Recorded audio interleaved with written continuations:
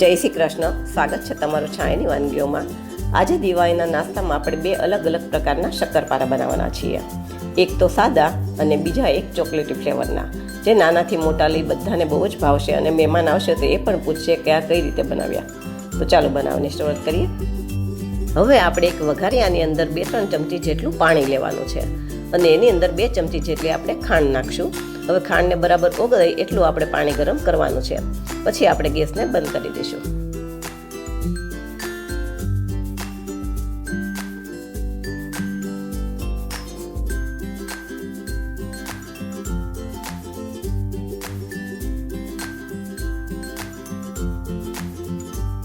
હવે શક્કરપારાનો લોટ બાંધવા માટે મેં 1 કપ મેંદાનો લોટ લીધો છે. એને આપણે સરખી રીતે ચાળી લેવાનો છે.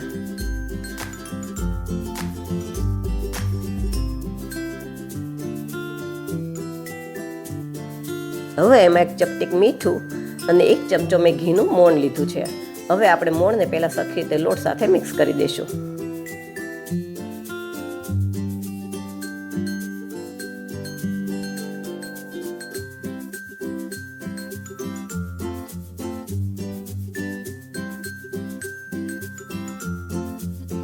પછી આપણે એમાં જે ખાંડનું પાણી કર્યું છે એ અંદર નાખી અને એક કઠણ લોટ બાંધી લેશું. જરૂર પડે તો આપણે સાદું પાણીનો ઉપયોગ કરવાનો.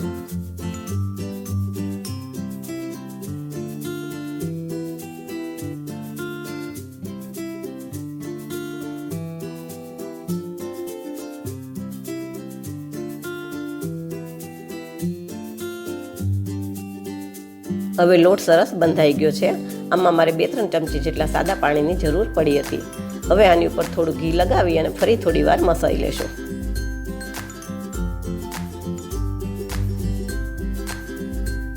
પછી એને ઢાંકી અને 10-15 મિનિટ જેવો રેસ્ટ આપશું.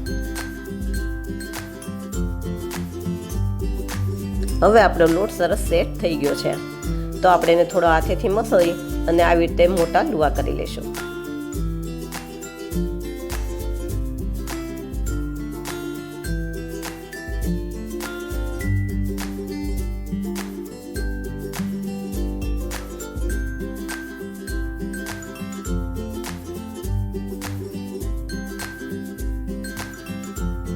હવે આપણે એક લુવો લઈ અને એની પાતળી એક મોટી રોટલી વણી લેશું. જરૂર પડે તો થોડો કોરો લોટ લેવાનો.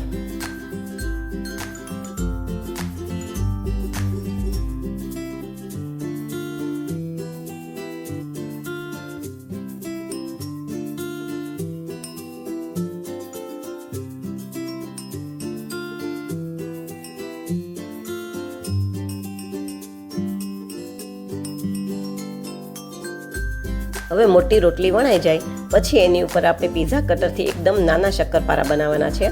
એટલે એકદમ નાના નાના આડા અને ઊભા એમ કાપા કરી લેશું.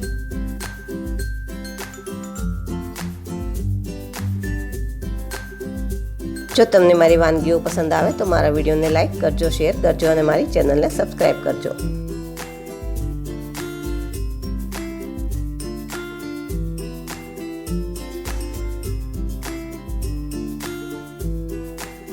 હવે શક્કરપારાના કાપા થઈ જાય પછી આપણે એને તવીથાથી આવી રીતે પાટલીથી અલગ કરી લેવાના અને આપણે હવે એને તળી લેશું. તો તેલ પણ ગરમ કરવા મૂકી દીધું છે.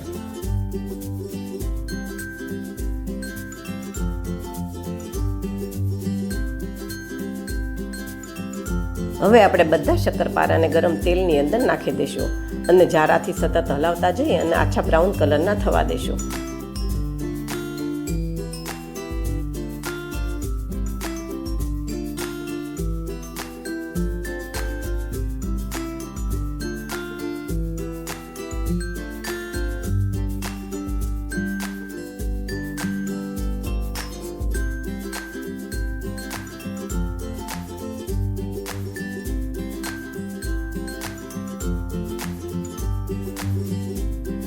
હવે આપણા શક્કરપારા તળાઈ ગયા છે તો એને આવી રીતે મોટા જારાની અંદર કાઢી લેશું જેથી એક્સ્ટ્રા તેલ નીકળી જાય.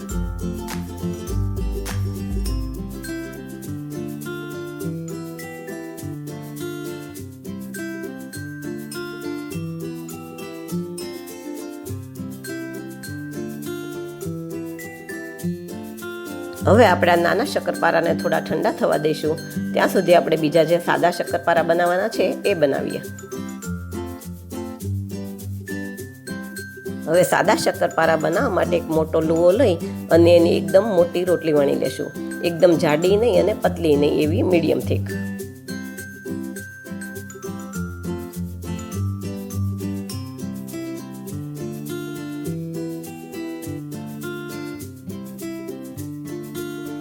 હવે આમાં પણ પીઝા કટરથી આપણે અડધા ઇંચના અંતરે આડા અને ઊભા એમ કાપા કરી લેશું.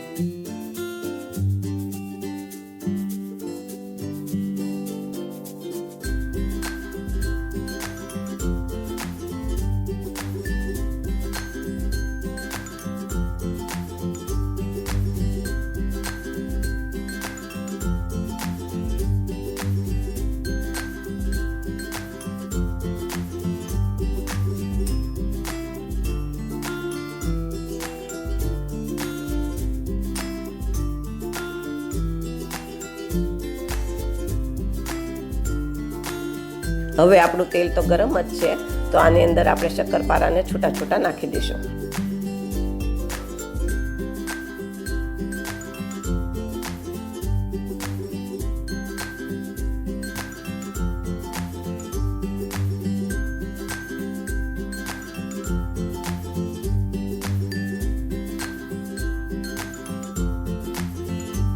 પછી એને જારાથી અલટાવી પલટાવી અને ક્રિસ્પી અને આછા બ્રાઉન કલરના થાય એવા તળી લેશું.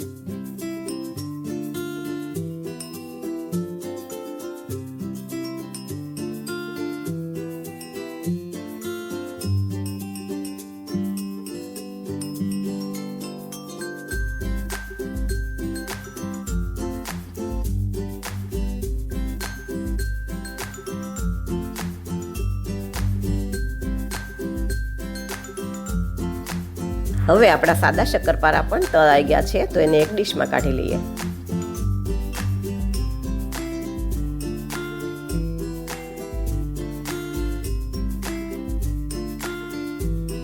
હવે મેં આ એક ડેરી મિલ્કની ડાર્ક ચોકલેટ લીધી છે, તેને એક વાસણમાં કટકા કરી લેશું.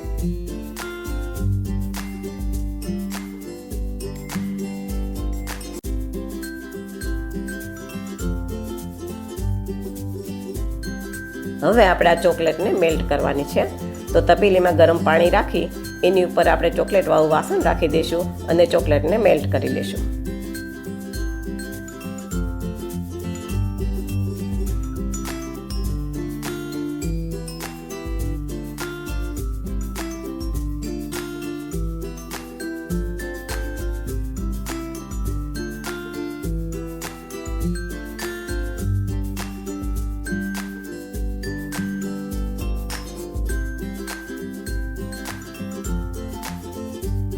હવે આપણી ચોકલેટ મેલ્ટ થઈ ગઈ છે અને નાના શક્કરપારા પણ ઠંડા થઈ ગયા છે, તો આપણે નાના શક્કરપારાને એક વાસણમાં થોડા કાઢી લેશું. પછી આપણે જે ચોકલેટ મેલ્ટ કરીને રાખી છે એને 2 ચમચી જેવી શક્કરપારાની અંદર નાખી દઈશું અને સતત હલાવતા જઈ અને શક્કરપારાને ચોકલેટથી કોટ કરી લેશું.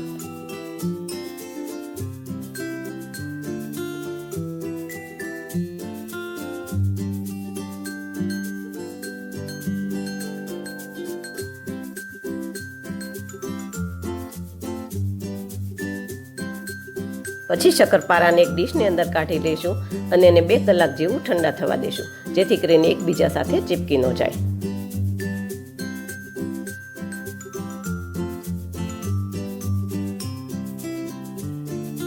તો તૈયાર છે આપણા દિવાળીના નાસ્તાના સાદા અને ચોકલેટી ફ્લેવરના શક્કરપારા.